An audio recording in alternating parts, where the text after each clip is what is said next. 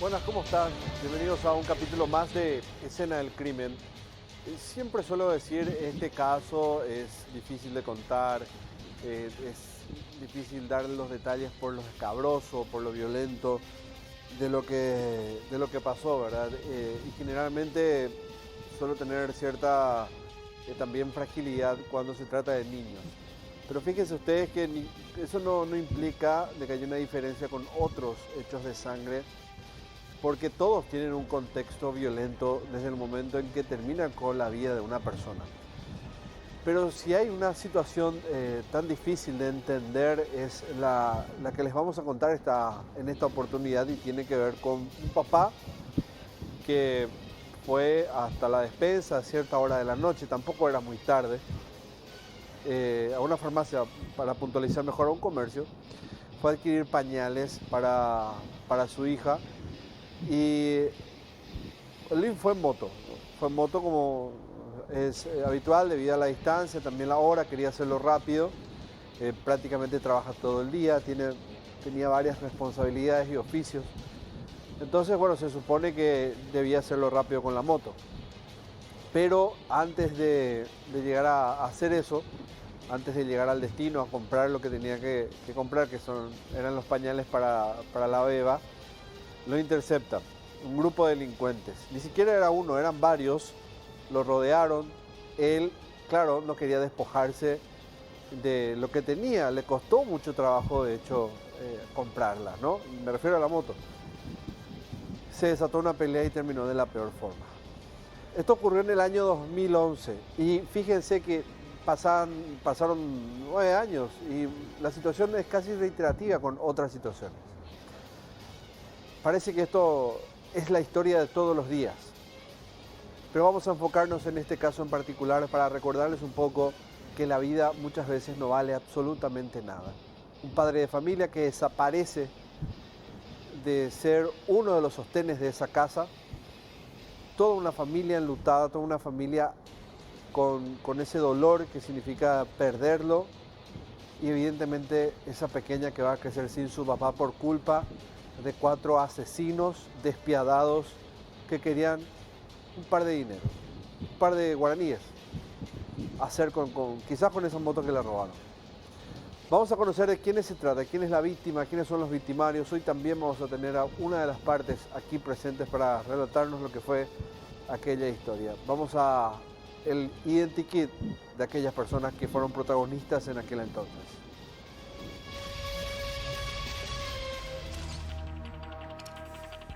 Perfiles. Víctima. Nombre: Félix Marcial Ayala Pereira. Edad: 24 años. Nacionalidad: paraguaya. Domicilio: Fracción Primavera, Luque. Profesión: chapista. El muchacho salió a comprar pañales para su hija de 2 años cuando ocurrió el suceso. Victimarios. Nombre: José Franco Morel Román. Edad: 17 años. Nacionalidad: paraguaya. Domicilio: Luque. Profesión: estudiante. El muchacho confesó haber participado en el hecho y aportó a los policías el nombre del verdadero autor del crimen. Nombre: Juan Daniel Valmori. Edad: 16 años. Nacionalidad: paraguaya. Domicilio: Luque. Profesión: estudiante. El adolescente fue procesado por no avisar de que se cometió un crimen y guardar las armas homicidas. Nombre: Marcos Javier Leguizamón Barreto. Edad: 19 años. Alias Marquitos. Nacionalidad: paraguaya. Domicilio: Cañada Garay, Luque. Profesión: empleado. Sindicado por sus cómplices como autor de los tiros que acabaron con la vida de Félix. Hay un detalle que me faltó contar cuando comenzamos todo esto, y fue la hora. Era minutos después de las 10 de la noche cuando la víctima sale para comprar, ¿no? La esposa le dijo que necesitaba los pañales, y él, como prácticamente ocupa todo el día en su trabajo, entonces tuvo que ir a esa hora. Llegaba prácticamente cerca, entre descansar un poco, tenía que ir a hacer esas compras para que finalmente la nena pueda tener ese pañal durante la noche. Entonces no quedaba de otra, era sí o sí salir. Luque, ustedes saben, hay todo un estigma en la ciudad y esto muchas veces hablamos de esto en otros espacios periodísticos y tiene que ver mucho con la superficie, la poca policía que hay para cubrir una extensión tan grande, la cantidad de asentamientos que muchas veces sirven para que estas personas que son delincuentes se oculten en ese lugar y hay veces que hasta los vecinos los protegen. En fin, es el calco de lo que se puede ver en varios barrios de Asunción y gran parte del país, pero con la particularidad de que es una ciudad demasiado grande donde tiene poca policía. Bueno, aquel entonces era una época donde había muchos asaltos y esto no importó, evidentemente tenía que él salir a comprar indudablemente eso, tomó la moto, fue, les decía, pasaron minutos nada más de las 10 de la noche y ni siquiera pudo llegar hasta esa farmacia, una de las pocas que aún estaba abierta en la zona, porque la mayoría cierra debido a que eso, hay inseguridad.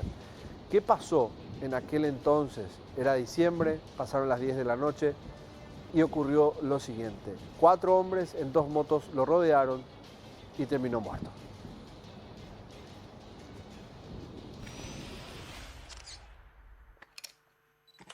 ¿Qué pasó? Eran los últimos días del mes de diciembre del año 2011. El tranquilo ambiente espiritual en la víspera de Nochebuena parecía no quebrantarse con nada. El 22 de diciembre de noche, el vino terminó acá su pesebre y se fue. Pocos minutos habían pasado de las 10 de la noche del jueves 22 de diciembre. Félix Marcial Ayala Pereira tomó el dinero justo que necesitaba para realizar sus compras, subió a su motocicleta y la arrancó. Debía comprar pañales para su hijita de 2 años y un medicamento y regresar a casa. Mi nenita en ese entonces, ella tenía continuamente problemas de estreñimiento, ¿verdad? Porque estaba dejando la leche en fórmula. Yo le estaba dando leche ya normal. Y le digo a él que está estreñida y normalmente nosotros le colocamos un medicamento a él para que ella pueda irse de cuerpo, ¿verdad? Porque tenía 2 años y medio recién. Y él sale y me dice, bueno, voy a irme a traer eso y de paso aprovecho voy a traerle más paquetes de pañal, ¿verdad? Porque él eso es lo que no quería, que le falte pañales a su hija ni nada de eso. Se sube a su moto e inclusive me quería llevar a mí y a su hijita. Y le digo, yo voy a quedarme nomás porque mi hermana vino, ¿cómo lo voy a dejar sola? Le digo yo. Y él se sube a la moto y entonces su hija le dice otra vez que se baje. Mi hijita le dice que se baje porque en ese entonces ella empezaba a explotar ajito y le dice para ir a comprar. Y se va otra vez a comprar y después viene de la esquina de mi casa. Y ahí me dice, me voy y vuelvo, me dice. 2 cuadras le faltaban para llegar. Entre las calles Independencia Nacional y Juan de Mena de la fracción Primavera de Luque, 4 personas en 2 motocicletas le cerraron el paso. Tras acorralarlo, le apuntaron con armas de fuego y advirtieron que se trataba de un asalto, exigiendo la entrega de su biciclo. Él se resistió e intentó pelear con los delincuentes, pero los atacantes eran demasiados. Ellos lo atacaron salvajemente hasta sacarle la vida. Pero una oportunidad ya le siguió lo entre 5, me dijo él. Y yo le dije, me contó. Y le dije, mira, ya tan debe te imba ejas. Peango se ahí cuando y fácil su acuerdo oñe botitan de hey, cuál hoy pean la hey, no pean, hay ataco ahí cuando ese voy pean de hey, cuál será hijas. Oye, está de ya pi cuál de ya peor jalan de motos has. Hay se papá hay se la mío ya puta hace agua ya año no gente cuál se lleva muy que pausa se yuca la hora han la se motos ahí. Y se cumplió el sueño de él. Y cumplió. Se bajó, se peleó con él. A 2 le tumbó. A 2 le tumbó el mosquete. Primero a golpes y luego a tiros, Félix Marcial quedó tendido en el suelo mientras su sangre se escurría en el empedrado. Lo primerito que le hicieron, le dispararon en la pierna para que él se pueda desequilibrar de la moto. Y se cayó sobre el empedrado. Se raspó toda la rodilla. Mientras él quería alzar la moto para levantarse e irse otra vez, en ese vienen y le golpean con una varilla de hierro por la nuca. Y todos los vecinos veían, pero los otros le amenazaban que le iban a, como le dijeron, les vamos a meter plomo si es que se llegan a meter. Y a ellos no le quedaron más de otra que entrar toda su casa y mirar desde su casa lo que a él estaba pasando. Los otros dos de la otra esquina vinieron junto a él. Uno estaba con casco, según dicen los vecinos. Y cuando él le sacó el casco, le mencionó un nombre, le dijo, vos lo que me querés asaltar. Y ahí el de atrás le disparó con el arma casera, porque le reconoció a uno de ellos. Según me contaron, se juntó así, ¿cómo te digo? Y embostíjese, oye, polla, la moto. Ahí se pelearon. Y entonces ese Marco infeliz dijo que ella pide, y no ya jamás la moto, dice que un vecino estaba escuchando. Entonces ahí salió el señor, pues ya le disparó a mi hijo. Me dijo que él no creyó porque era un grupo de drogadictos entre el motochorro. Dice, en un lugar X se peleaban todos nomás luego, por marihuana, toda esa cosa. Y él creyó que era así nomás, pero ya que le dijo ella pie, y hubo el disparo, ahí salió el señor y vio a mi hijo, y le vio a mi hijo. En su bolsillo, Félix aún llevaba su billetera y su teléfono celular. El joven de 24 años intentó pedir auxilio, pero apenas ya respiraba hasta que se desvaneció en el suelo. Los ladrones tomaron su moto y escaparon del lugar. Así que su teléfono y su billetera no llevaron. Y que lo último que él le dijo a las personas que le socorrieron es que le llamen a su amor, que era mi hermana, y después pidió que por favor se le ayude porque no podía respirar. Pasaban 20 minutos, porque él en 10 minutos máximo lo que tardaba para irse, lo que era hasta la doble avenida de Luque. Y ya me era raro. Bueno, pero yo supuse que se fue a una heladería a comprar helado, en realidad. Y recibo la llamada de él y se corta. Y normalmente cuando se cortaba la llamada, yo siempre le devolvía de la línea baja de mi casa, ¿verdad? Pero yo supuse que fue solamente para avisarme que va a tardar para traer otra cosa más del centro. Y me quedo tranquila, porque recibí su llamada, ¿verdad? Y después recibo otra llamada de un número desconocido y es su compañero de trabajo, que vive a 2 cuadras de donde a él se le asaltó. Y me dice que Félix tuvo un inconveniente. Ahí no me dice en realidad lo que le pasó, solamente para no alterarme capaz, ¿verdad? En ese interín yo agarro, le digo a mi primo que me acompañe hasta la regional para no irme sola. Salimos en la vereda de mi casa,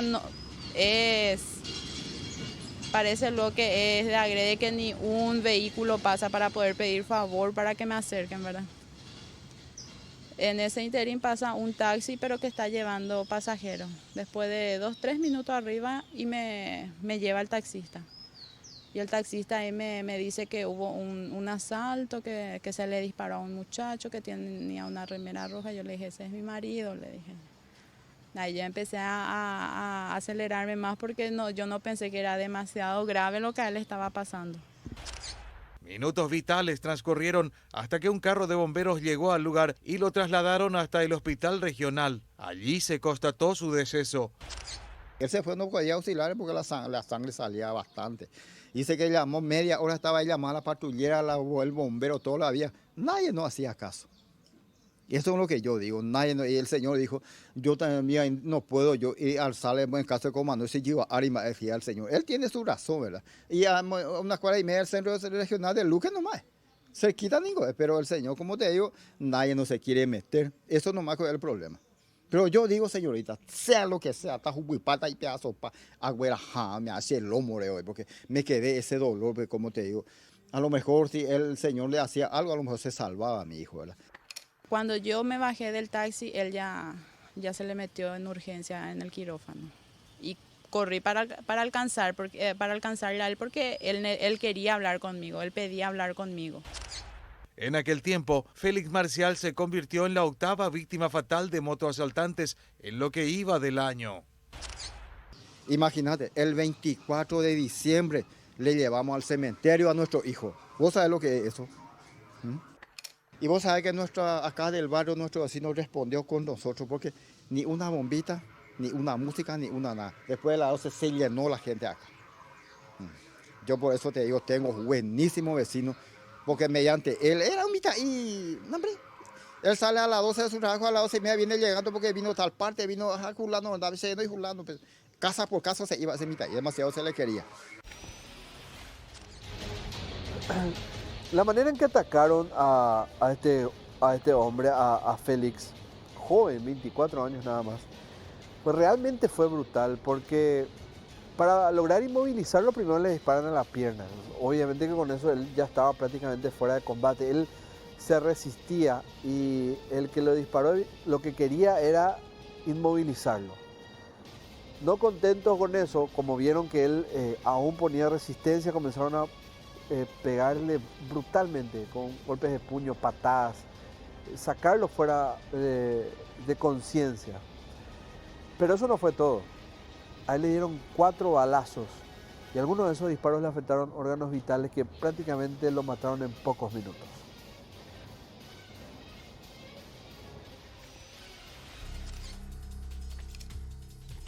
Heridas que hablan.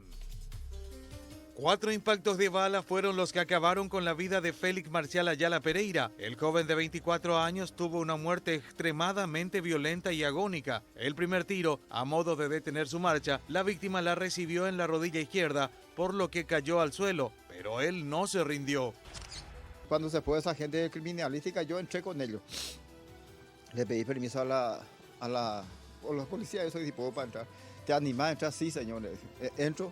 Y prácticamente entrar yo le daba todas las vueltas, inclusive me mostró la herida y encontré yo un bala 22 y se le disparó también su rodilla, se quedó ahí en la pantorrilla, no sé qué se llama. Ahí se quedó la bala, todo eso y me dijo el oficial, no me recuerdo, era una mujer, me dijo, ahora están de cara ahí porque cuánto trabajo nosotros ya hacemos así y nunca entró un padre o un hermano estando así con nosotros, me dijo. Ante su resistencia a entregar su biciclo, fue atacado a golpes por los asaltantes. Uno de ellos le propinó un golpe a la altura de la nuca con un tubo de acero, produciéndole un corte de aproximadamente 8 centímetros. Félix cayó así al suelo. Desde allí, la víctima recibió varios puntapiés en los costados, entre las costillas, los brazos y las piernas. En medio del forcejeo, la víctima recibió otro golpe en la cabeza y posteriormente le aplicaron el tiro de gracia. El mismo se introdujo en su cuerpo a la altura del tórax y le atravesó su abdomen, dejando un trayecto con orificio de entrada y salida del proyectil. La bala perforó y atravesó además varios e importantes órganos vitales, pulmón, corazón y el páncreas, especialmente fueron los afectados. Este órgano quedó prácticamente destrozado. El crimen se registró a 2 escasas cuadras del entonces Hospital Regional de Luque, hasta donde fue trasladado, pero Félix dejó de existir poco antes de las 23 horas, pese al gran esfuerzo médico empeñado por los profesionales de blanco en el afán de salvar su vida. El cuerpo fue inspeccionado por el médico forense Rubén Domínguez. Él diagnosticó como causa de la muerte shock hipovolémico por múltiples heridas de arma de fuego.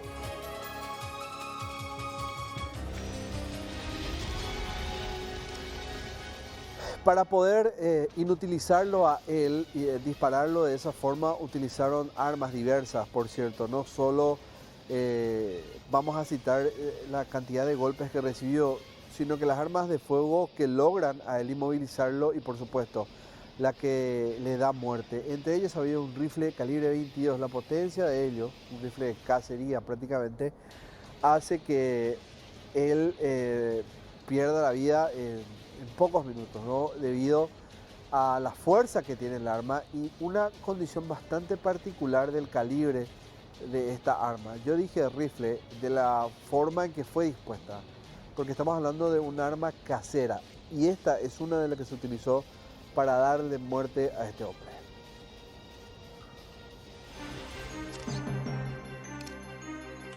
Las armas del crimen.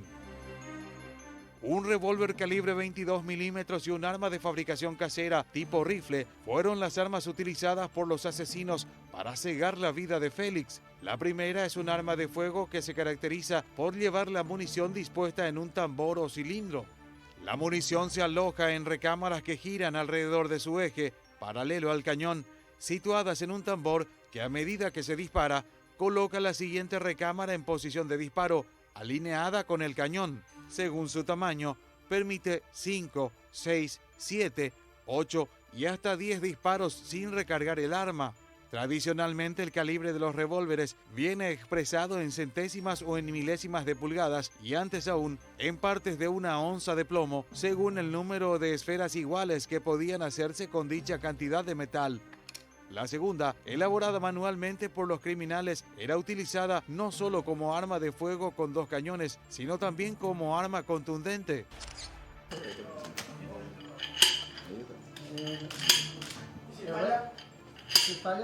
Bueno, este tiene, para los dos está preparado este. Entonces, este cambia una cuestión ahí.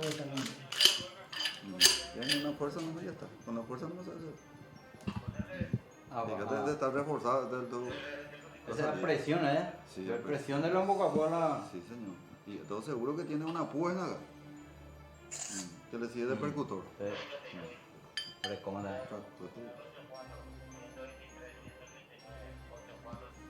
Vaya mujer acá. ¿Qué te? Supuestamente me dijo el comisario Marcel Carrera, de comisaría tercera de Luque, que el famoso escopeta casero se le preparó como calibre 20 y a ese se le disparó en un balide, eso de balide era de los cañones, se usaba. Y ese se descuartizó todito, su páncreas, su riñón todito. De acuerdo a las pesquisas de la policía, la misma arma casera fue utilizada en el asalto a una estación de servicios el 1 de diciembre del mismo año, en la misma ciudad, y otros robos en la misma zona.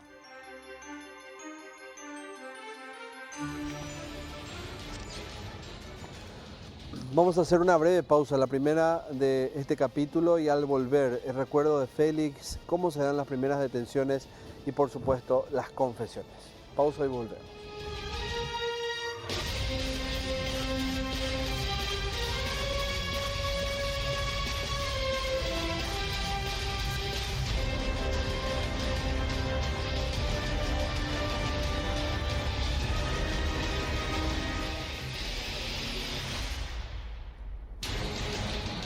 Félix Marcial Ayala tenía 24 años cuando una pandilla de asaltantes lo mató cuando fue a buscar pañales para su hija de 2 años. Él vivía en Luque junto a su esposa y a su nena, volvió del trabajo como todos los días, trabajaba prácticamente toda la jornada, tomó su moto y fue, o intentó al menos llegar hasta una farmacia cuando lo interceptaron. Como él se resistió, no quería entregar su motocicleta, lo rodearon, le dispararon en la pierna. Él se resistió nuevamente y ahí comenzaron a golpearlo hasta darle después 4 disparos más que finalmente acaban con su vida. Varios de esos disparos le produjeron heridas muy severas dentro y fuera y eso lo llevó a la muerte. Posterior a eso comenzaron las primeras diligencias policiales que llevaron a determinar quiénes podrían ser los sospechosos de ese atraco. Pero no nos adelantemos mucho en aquel entonces, o al menos en aquella situación donde se dan las primeras detenciones y sospechas. Vamos a recordar primero a Félix, cómo es que su familia y personas allegadas lo recuerdan, cómo lo rememoran.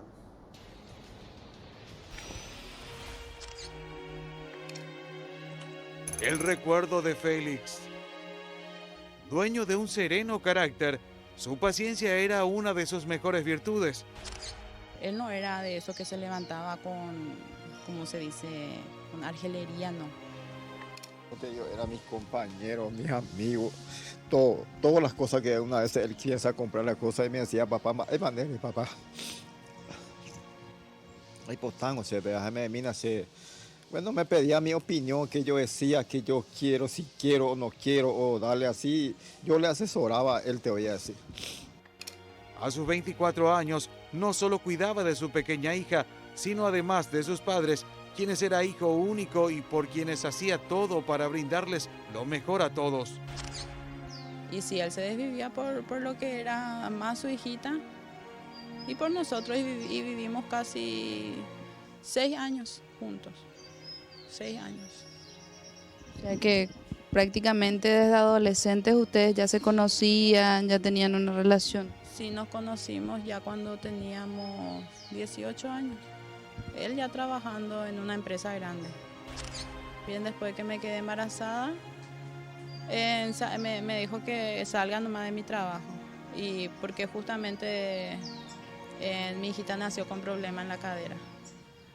Y era todo un proceso porque tenía los huesitos, no tenían juntitos, tenía un problemita al nacer porque era muy grande ella.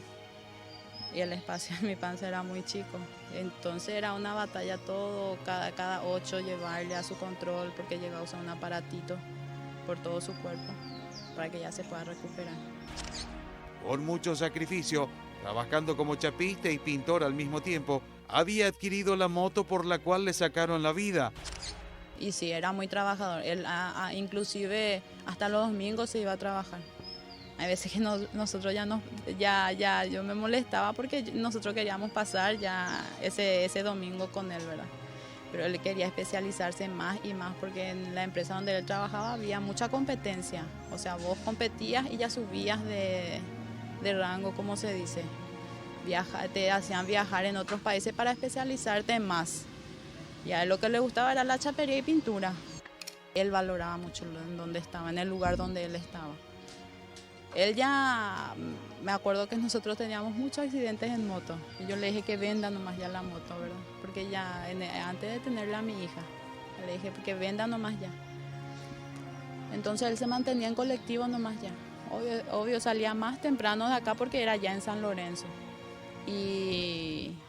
Pero iba a ser muchísimo mejor que se mantenga en colectivo nomás que se haya, porque esa moto que se le robó tenía 3 meses de que él había retirado, ¿no? Mediante varios e intensos cursos, el joven aprendió sus oficios, mediante los cuales soñaba algún día montar su propia empresa. Yo estaba en la línea 30 y él trabajando allá me dijo, vamos a hacer lo siguiente, papá. Ñamoita de taller, ave ñamoita de tallera. Hande nos está de la plata a banco y ya retirada de camioneta. Ya retirado una camioneta y él va a pagar la cuota y yo voy a hacer la entrega para 2012. Era nuestra preparación, un taller. Yo empecé a chofer mecánico y pintura, chapería, pintura, ya en poner acá. Preparamos todo ya. Imaginando por lo que era. Ella, papá, de hipoteca, me va por la bola, de ella o alema, papá. Allá me evité y despensa, deja mamá, me puede y mantener, ya de ella apoyo de la taller. Ese sueño teníamos nosotros. E inclusive yo llegué a sacar 10 millones de guaraníes para la entrega de la camioneta de 2012 y el 2011 a ese le mató. Mientras trazaba sus propios proyectos para montar su propio taller mecánico, trabajaba en una firma de automóviles internacional para sacar adelante a su familia. Era futbolista General Caballero de Campo Grande, él jugaba. Y ahí un gerente de Trébol era nuestro sponsor cuando eso y me dijo, el señor que él le quiere, porque jugaba demasiado, era lateral izquierdo, era mi hijo, jugaba demasiado bien. Y íbamos a firmar el 26 de diciembre un contrato para México a él. Y me dijo él, papá, tengo las aceras Monburí porque la fútbol con papá, la suerte teje. Y yo soy chofer de la línea 30 cuando es.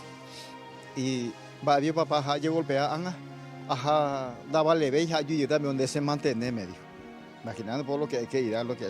Y yo le dije, bueno, o sea, ya que vos me decís esa cosa, ya ni un monje está por de elegir, de estudiarla de profesional o de seguir la fútbol. No, papá, de permitirse esa estudiar de esa profesional. Él le gustaba esta chapería, pintura, eso. Y después encontró un muchacho de,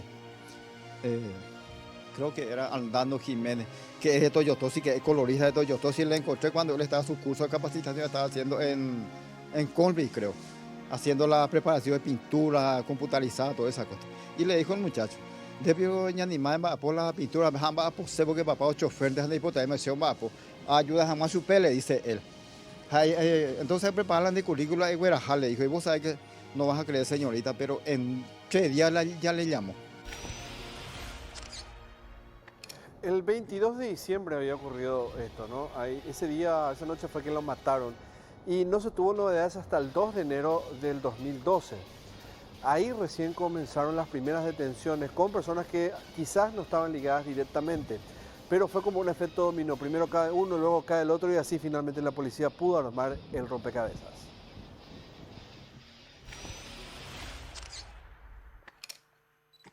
La detención de los autores.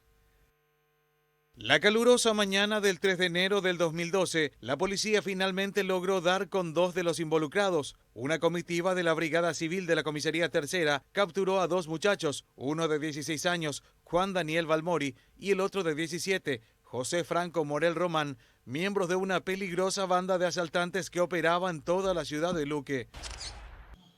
Y ahí comenzó a seguirle a esos tipos. Y después un compañero mío que era Benito Escobar me dijo, un Feli, tal parte de Irlandera, y yo cajaré, me dijo. Ese día yo me fui otra vez a la comisaría, le dije, yo ahí hablé con las brigadas y todo, y ellos saben, y ahí le agarró, incluso ese barulá que ahí se opuso por la policía, y le rompió todito la calle el tío en la patrulla, y después me llamó el comisario Marcel Cabrera a las 5 de la mañana, me dijo, Feli, yo me ando a Villarra, México, y dije, y vos sabés que me fui, tengo un puñal de casi, ponerle 8 a 10 centímetros, puse acá y me fui. Y le dije al comisario, permitime, no, vos comisario, voy a entrar con él. Yo le dije, pues ahí le iba a matar a ese tipo. Y no, o sea, no puedo. Yo puedo decirle al sea así, yo puedo decirle, no, no tengo nada, le dije, pues acá yo tengo mi puñal. Yo me iba para matarle a ellos. Así era. Y no me permitió el comisario. No, esta mi señora se operó 2 veces el corazón. Ya estaba muerta ella. Sí, lastimosamente no podemos sacar la foto cuando ella estaba en cama en la IPS, en la terapia y después en el sala de recuperación te voy a mostrar. Ella ya estaba muerta, la cardióloga y el todo alegre me dijo, Félix, vos prepárate, tu señora ya no va a vivir más. 2 veces el corazón ella se llevó por la culpa de eso infeliz. Pero te digo, señorita, y juro por mi hijo y por mi mamá que estaba también en el cielo, que no le voy a preguntar. Me voy a ir a la cárcel con mucho orgullo a matarle a esos asesinos imbéciles que matan a las crías. No sé. Yo, como te digo, cuando yo veo que le asalta y le dispara, vos sabés que me duele. Tengo ganas de gritar y salir a la calle a disparar. Así yo soy. Uno de ellos, el menor, dijo que nada tuvo que ver en el hecho. Según él, solo se limitó a guardar una de las armas utilizadas para cegar la vida de Félix. El segundo, sin embargo, se abrió con los investigadores y aportó importantes pistas para dar con el verdadero autor del crimen, luego de confesar su participación en el hecho. Una de las periodistas le dijo qué necesidad había de matarle, si ya tenían su moto, si eso es lo que ustedes querían, la moto. Qué necesidad había más de quitarle la vida. Y ahí salió y dijo uno de ellos, porque lo reconoció a un amigo mío. El tercer detenido. Tuvieron que transcurrir casi 2 meses del cruel asesinato para que finalmente la policía pudiera dar por cerrado el caso. Entrado el mes de febrero, a mediados del mismo, los policías llegaron hasta una casa del barrio IKA de Luque, donde detuvieron a Marcos Javier Leguizamón Barreto, un muchacho de 19 años, vecino de José Franco. Negó haber participado. El más joven de los detenidos negó haber participado del asesinato, asegurando que solo se encargó de guardar el arma homicida bajo amenaza de uno de los verdaderos autores del asesinato.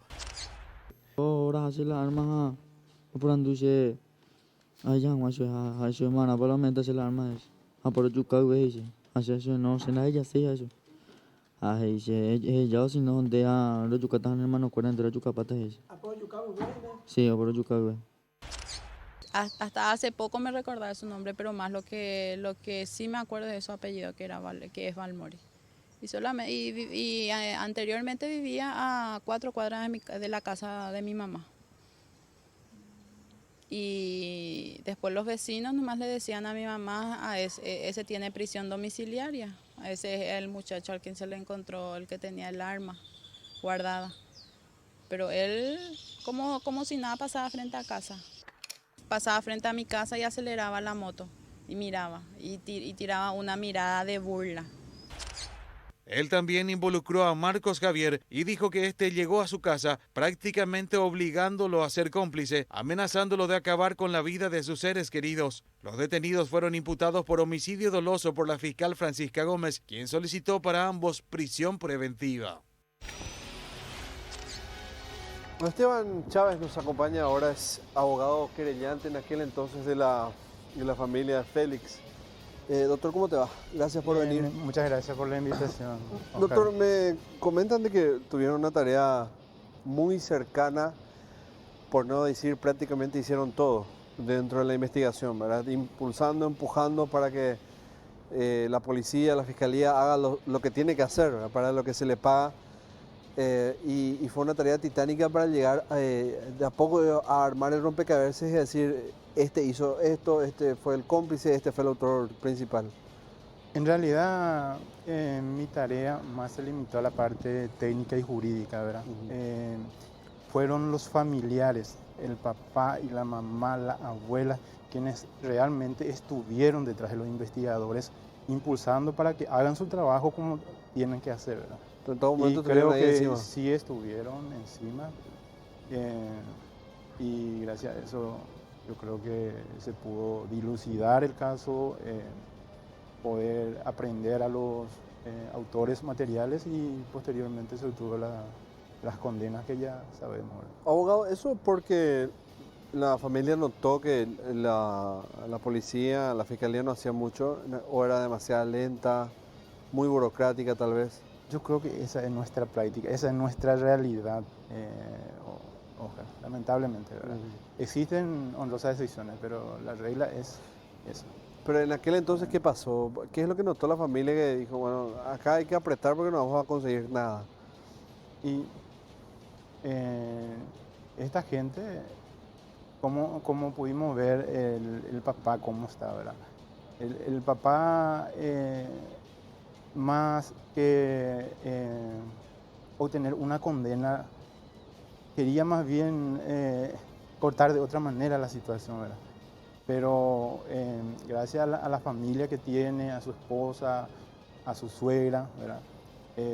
Pudo serenarse y ponerse las pilas para activar con la policía, ¿verdad? Realmente ellos se pusieron las pilas. Él lo quería ver muertos. Sí. O sea, no soportó Tanto es así, que... ¿verdad? Que lastimosamente a mí ya no me cupo estar en ambos juicios orales, ¿verdad? Porque el señor se fue a unas cuantas audiencias y le veía la cara a esta gente. Y lo único que se le venía a la cabeza es la gana de querer matar. Esa es la realidad. Pero estuvo molesto y obviamente estuvo impotente. molesto. Y la señora, justo en una de las audiencias de juicio oral que íbamos a tener, se le tuvo que internar, se operó del corazón y no pudo irse para ¿Pues se compensó por esto? ¿O Sí, fue un detonante? Digamos, en realidad fue un detonante. Ella tenía ese problema, pero acentuó esta situación. claro. ¿Verdad? No, y no es para menos, No, ¿verdad? es para Levantaban menos. al hijo. Hijo único. Este caso a mí me toca, más allá de lo profesional, en algo más o menos personal, ¿verdad? Este muchacho, aparte de ser vecino de mi madre, donde yo viví cuando él era una criatura, él fue un alumno mío. Yo le vi crecer. Practicaba conmigo taekwondo y todo eso. Y le conozco yo a él desde criatura. Mi cariño hacia él es como Un hijo. un hijo. Entonces esto me tocó particularmente, ¿no? ¿Vos cuándo No, fue asumiste para mí. la defensa ahí? O sea, la representación en realidad de la familia, ¿verdad? Desde el comienzo. Desde el apenas vamos. ocurrió al día siguiente Sí, ya, al día siguiente ya te empezamos pusiste a nosotros, disposición de la familia. Me puse a disposición, a entera disposición, y empezamos a trabajar. En ese rol que te ocupa, abogado, ¿qué es lo que hicieron ustedes desde un principio? ¿A dónde apuntaba la querella? En realidad, nosotros manejamos siempre la hipótesis de que fueron 4 los autores, ¿verdad? Este menor que fue beneficiado con una salida alternativa al proceso, ¿verdad? En realidad fue algo que nosotros no estuvimos tanto de acuerdo, pero necesitábamos también una mayor fuerza probatoria, y este iba a colaborar, ¿verdad? Después que el arma que se incautó de su casa, al final, de acuerdo a la pericia que se realizó, ¿verdad? Sí. Supuestamente no fue el arma que disparó, ¿verdad? Entonces, ahí íbamos a tener una cuestión técnica en materia probatoria, y teníamos la predisposición también de parte de él de usarle como testigo. Entonces, a raíz de esa situación fue que optamos por allanarnos al planteamiento de su defensor para que se le otorgue una suspensión condicional del procedimiento bajo la figura de otro hecho punible, no del robo agravado con resultado de muerte, que finalmente fue lo que se acusó, ¿verdad? Ahora, doctor, ¿cómo llegan a establecer la tesis que eran prácticamente todos residentes, o la mayoría, de la misma ciudad, o muy cerca de las zonas donde estaban las víctimas, o las personas allegadas a las víctimas? Finalmente, cuando se descubrió, al principio no sabía el nombre, finalmente se supo de que este Marquitos era conocido de Félix, iba a su taller, era conocido y él le conocía a su grupo. Ellos eran conocidos como ahí del barrio, ¿verdad? Y luego que se le detuvo, y en esa parte también tuvo mucho que ver los familiares, tanto la novia como su papá y su abuela. Claro, pero a lo que voy es, a él lo toman por asalto en una zona que no había testigos, ¿verdad? O si hubo una persona vio. Hubo 3 testigos presenciales. 3 personas logran tres ver testigos presenciales. todo lo que ocurrió. Uno fue un taxista cobarde que huyó del lugar. Vio todo y huyó, ni siquiera auxilió, ¿verdad? Después había otra persona, un señor, no me acuerdo el nombre, Víctor, el apellido no me acuerdo, y una señora. Esta señora fue la que colaboró en todo el mundo. Esta señora fue la que llamó al 911 incluso. Después fue a declarar, refirió la característica, luego se hizo el reconocimiento de persona. Ella fue la que le reconoció a este Franco. Todos Y estaban este Franco también colaboró bastante. Él fue el que le descubrió a Marquitos, que fue el que disparó, ¿verdad? Ahora, ella logra, digamos, reconocerlos a ellos sin necesidad, evidentemente, de exhibirle fotografías, sino que cuando... No, en un acto formal de reconocimiento de personas donde... ella dice, estos fueron. No, ella reconoce de un grupo de personas, porque el acto formal de reconocimiento de personas, para que tenga validez legal, se tiene que hacer en una rueda de personas. Sí, y donde, comprendo. Sí, entonces, y ahí es donde entre ese grupo... dice, ese grupo ella identifica perfectamente, sin ninguna duda. Entonces todos estaban prácticamente con el rostro descubierto. Ya estaban con el rostro descubierto. Y de acuerdo a la información que tuvimos, inclusive en algún momento discutió Félix con Marquito, pues le conocía. ¿Eso ella recordó, escuchó esa discusión? Ahora mismo yo no recuerdo. Pero ella refiere que de dónde surgió esa información, pero sí me acuerdo de que esa información tuvimos dentro del... Entonces probablemente ahí se cumple lo de lo mataron porque logró identificar a sus victimarios. Sí. Doctor, y después ¿cómo se encara el proceso ya con estas personas dentro, digamos, demoradas, detenidas, con uno de ellos ya diciendo si nos fuimos hasta ese lugar o se fue fulano, mengano y sultano, ellos fueron los autores? ¿Qué pasa después, dentro de ese proceso ya con la justicia, con la fiscalía, los jueces? Bueno, ahí realmente la tarea policial tuvo mucho que ver, porque este muchacho, José Franco Morel, cantó. Él dijo exactamente cómo ocurrió, dónde estaba el arma, ¿verdad? Quién tenía el arma. Casualmente se fue y se encontró un arma que al principio, ¿verdad?, pensamos que también coincidía con todas las características, ¿verdad? No sé, tal vez haya sido algún error de parte de balística o algo así, ¿verdad? Pero coincidió casualmente con los datos que él le proporcionó a la policía, ¿verdad?, de que este Juan Balmori tenía en su casa el arma. Se fueron los policías a la casa de él y encontraron el arma, ¿verdad? Casualmente un arma calibre 22, también que coincidía plenamente ¿verdad? Con el proyectil. El color y todos los detalles, ¿verdad? Y después ellos, tenemos a 2 sospechosos principales, ¿verdad? Uno que llega a ser el que escondió el arma y quedan 2 cómplices. Sí. Yo creo que este Juan, a mí, eso es algo personal, ¿verdad? Este Juan Balmori yo creo que tuvo mucho que ver, yo creo que estuvo en el lugar. Pero no había la suficiente carga probatoria, ¿verdad? Y como colaboró también, ¿verdad? Se atenuó Sí, y ya había una predisposición también de parte del Ministerio Público en ese sentido, ¿verdad? Quedó uno entonces pendiente en esa detención.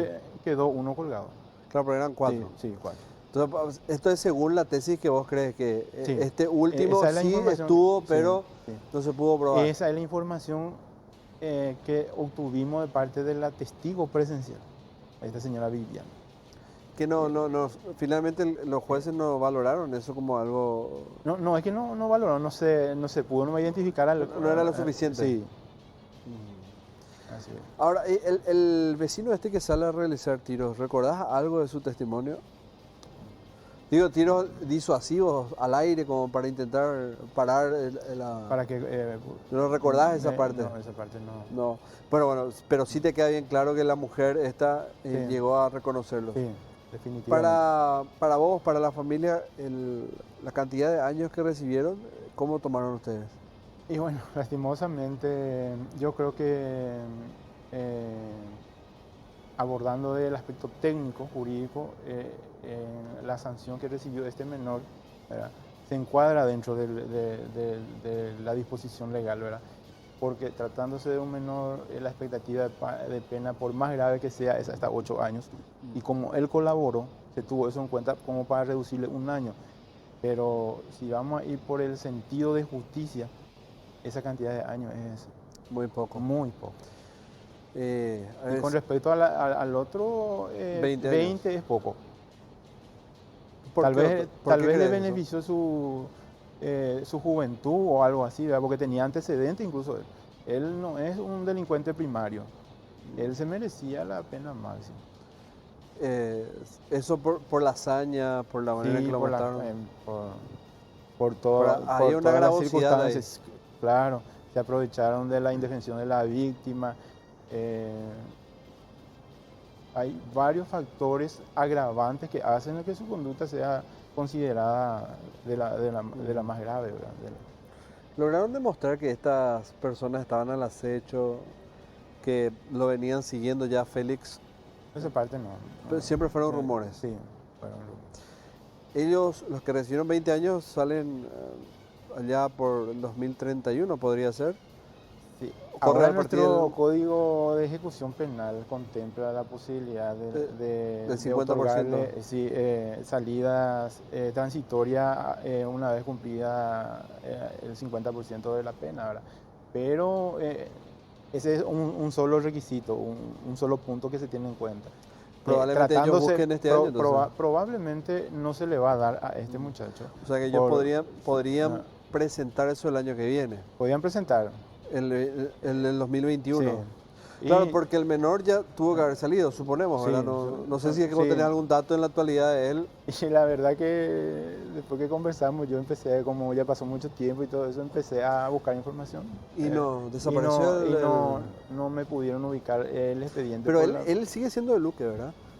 O sea, Sí, suponemos yo- que sí, sí, el menor. suponemos que Y sí. de él ya no se sabe nada. De él, ¿no? Ya, o sea, desapareció Sí. del mapa. Y lo más probable es que ya haya salido por compurgamiento de pena, ¿verdad? La familia quedó con temor doctor, de represalias o algo así. Ellos dicen algo al respecto. Porque como son señor todos lo del que barrio, quedó es con rabia. Él y su señora se mudaron de ese lugar un tiempo. Ahora sí volvieron otra vez a su casa. pero él quedó él- con ese resentimiento. él quedó Para él con no ese cicatrizó la herida de la muerte de su hijo. Todavía. Yo creo que a ninguno de los miembros de la familia, ¿verdad? Pero él particularmente es muy emotivo. Y él era su tesoro, sanguíneo. era su único hijo con quien se llevaba bien. Esa es la realidad. Eso yo puedo decir con propiedad porque son mis vecinos. No es una cuestión de trabajo ocasional que me surgió, ¿verdad? Yo le conozco a la familia. Esteban Chávez, abogado, gracias por el tiempo. Muchísimas por gracias venir. por la invitación. No, por favor, Bien, usted por bien. venir. Vamos a hacer la última pausa en Escena del Crimen y al volver, a propósito de lo que ya estábamos adelantando, la condena. ¿Qué fue o cuáles fueron los argumentos finalmente que valoraron los jueces para determinar quiénes irían presos 20 años y el otro que finalmente recibió una pena menor? Corte y volvemos.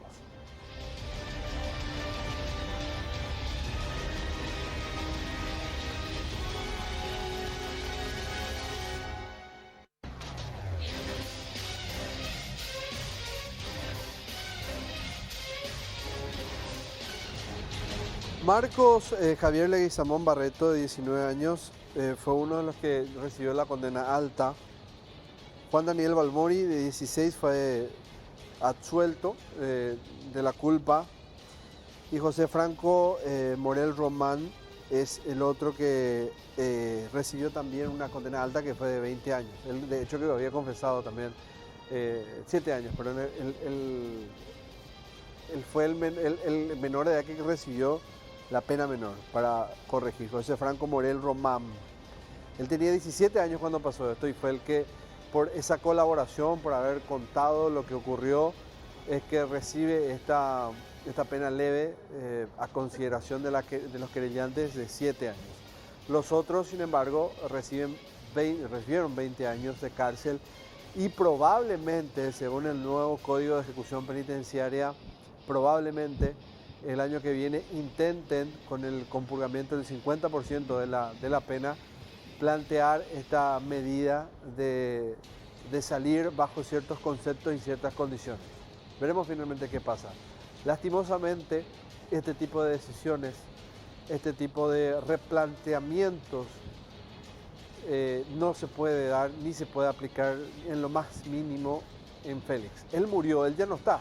Le sacaron la vida porque supuestamente los reconoció. Qué terrible, ¿verdad? ¿Cuánto podría haber costado esa moto? 2 millones y algo, quizás. O pongan el precio que quieran, imposible de siquiera de comparar.